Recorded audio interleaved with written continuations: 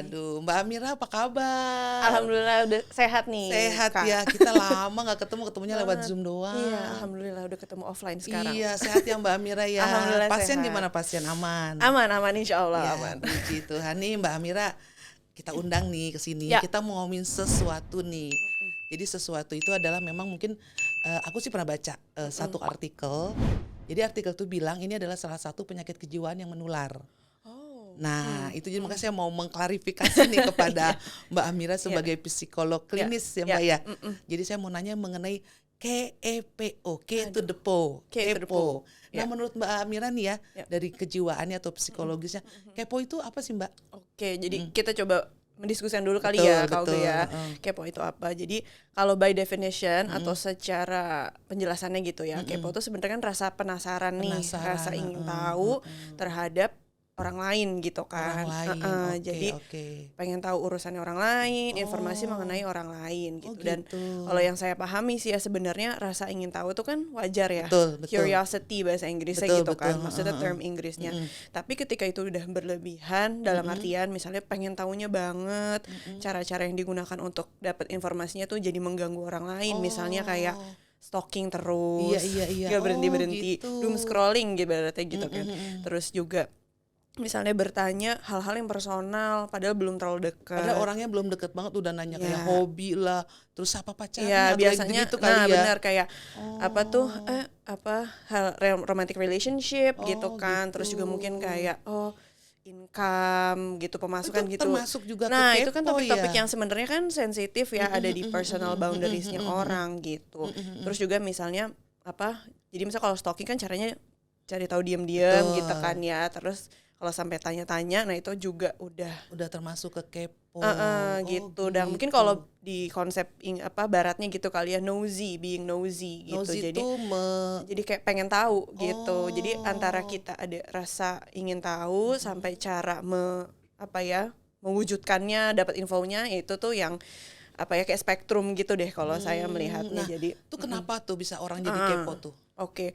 Nah, ada berbagai alasan tentunya Sebab, gitu ya. Nah, mungkin yang perlu kita pahami bareng adalah ya kita kan makhluk sosial. Betul, Jadi kan perlu ngobrol. betul. Jadi perlu memang kita tahu keluarga kita gimana, teman kita gimana, orang yang baru kita kenal tuh seperti apa gitu kan ya. Itu sebenarnya ketika caranya dilakukan dengan cara yang baik sebenarnya itu nggak apa-apa. Menjadi hal yang baik. Tapi kalau dia menjadi dengan cara yang tidak baik jadi tidak baik juga gitu ya.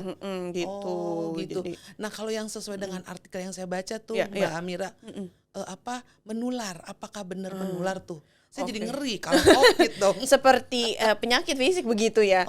Enggak, oh. tapi kalau kepo ya yang saya pahami sih sebenarnya mungkin bukan menular yang kayak dia kepo gue juga ikutan kepo gitu. Cuma yang kita perlu hati-hati juga ketika kita berada di lingkungan yang orang-orangnya kepo, kita jadi merasa nggak apa-apa dong gue kepo Iya, gitu. dia juga kepo Iya, gitu jadi itu kayak ya. sebuah norma, hal yang normal gitu. Padahal kita perlu hati-hati juga kalau gue nanya gini sebenarnya lawan bicara gue nyaman gak sih gitu. Itu yang kita sebenarnya perlu perhatikan ya gitu. Nah, kadang nih Mbak Amira kita tuh tanpa sadar jadi kepo.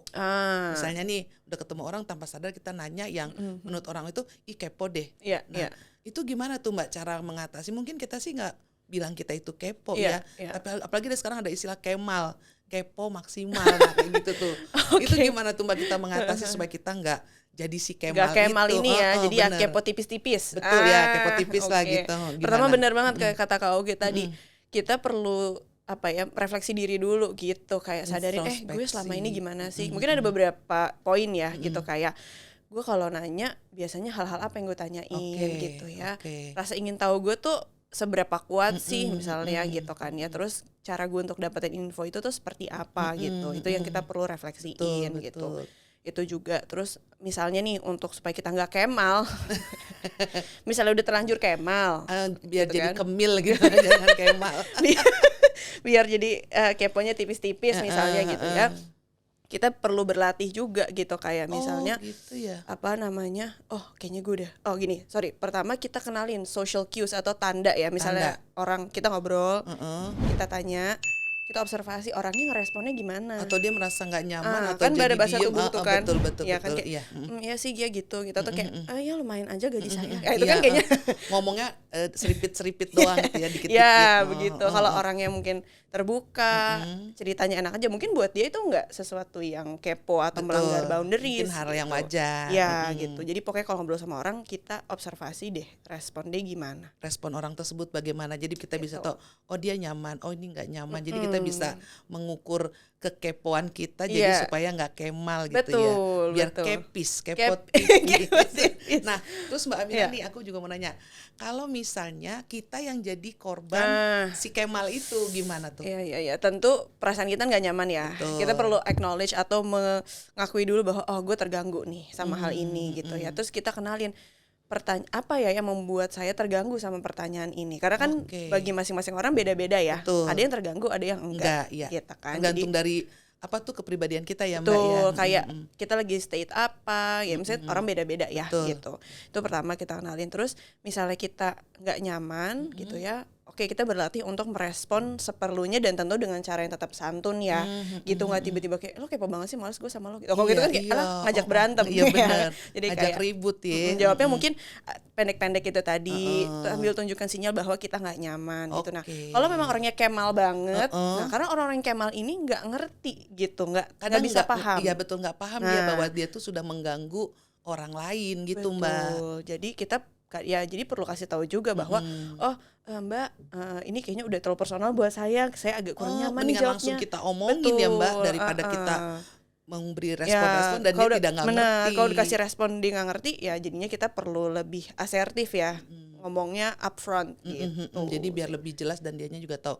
Nah untuk orang-orang yang udah keburu kemal itu, tapi dia bisa berubah nggak Mbak jadi nggak kemal lagi? Oke, nah ini yang kita juga perlu sadarin ya. Apa sih yang membuat saya tuh, khususnya misalnya diri kita tuh gue kepo banget gitu, karena kan ada berbagai alasan ya kenapa orang jadi kepo gitu. Misalnya untuk ngerasa lebih superior dari orang lain, jadi pengen tahu kayak dia belum terlalu oke kok kerjaannya, jadi selalu membandingkan dengan kita gitu ya, gitu, membandingkan diri gitu ya, atau justru pengen kontrol orang lain.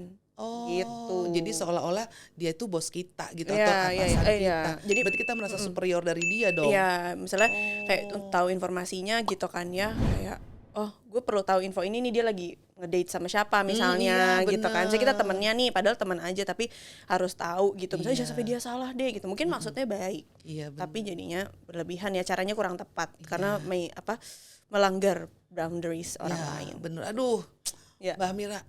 Kalau kita kagak ngelihat waktu nih, saya pengennya ngobrol betul, terus, sampai saya jadi curhat. Takutnya saya masuk kemal, kepis, apa saya nggak sosial atau gimana nih. Seneng banget saya nih ketemu sama Mbak Mira. Kapan-kapan nanti kita ketemu lagi ya Mbak. Amin. Kita bagi-bagi lagi apa sih yang mesti kita gali dari hal-hal yang kejadian di dunia ini. Yes, Indonesia. Mbak Mira, makasih banyak. Sama-sama, Salam sehat. Salam sehat Dan juga. saya mau pakai gaya Gerald, tapi saya balik. Ciao. Dadah.